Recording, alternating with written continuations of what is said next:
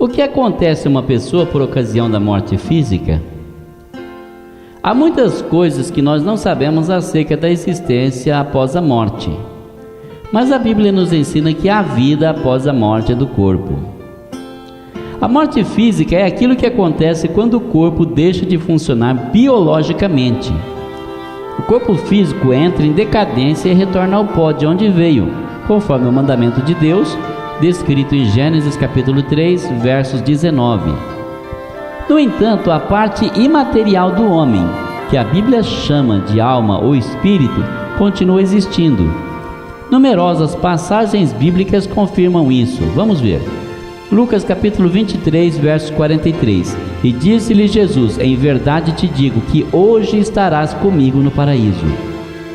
2 Coríntios capítulo 5, verso 8. Desejamos deixar este corpo para habitar com o Senhor. Filipenses capítulo 1, versículos 22 e 23.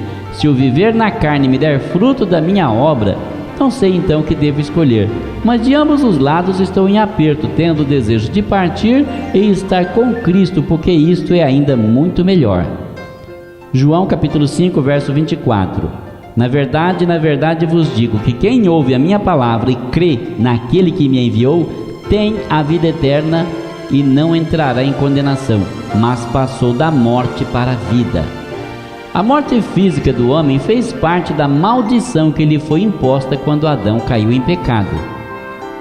Porquanto tu és pó, e em pó te tornarás, conforme Gênesis capítulo 3, verso 19. Apesar de que por ocasião da morte física o cristão verdadeiro deixa de existir como um completo ser material ou imaterial, ele conta com a bendita esperança da segunda vinda de Cristo, quando então haverá de receber um corpo glorificado.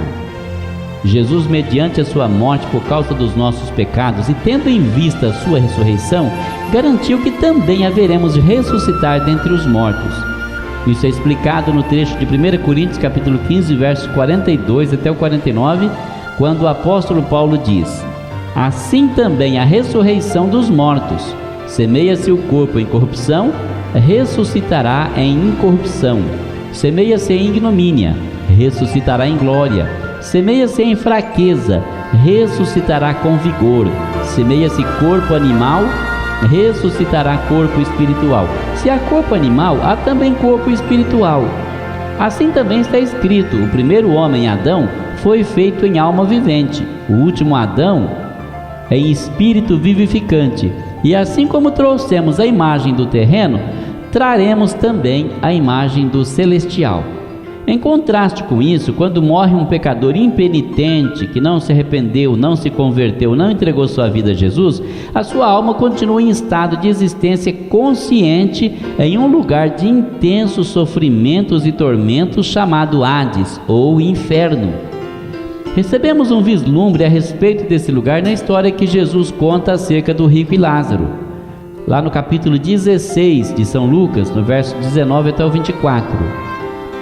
Lá no Hades ou no inferno, o rico da parábola de Jesus podia pensar, podia lembrar, podia falar e também sentia as dores do tormento que estava sofrendo.